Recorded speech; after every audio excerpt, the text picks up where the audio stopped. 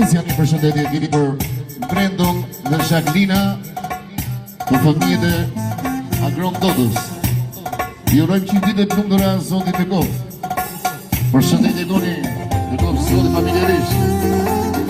Konturia është me kanë e Basani, e Kegoni, dhe së me kanë e Basani. Hajde!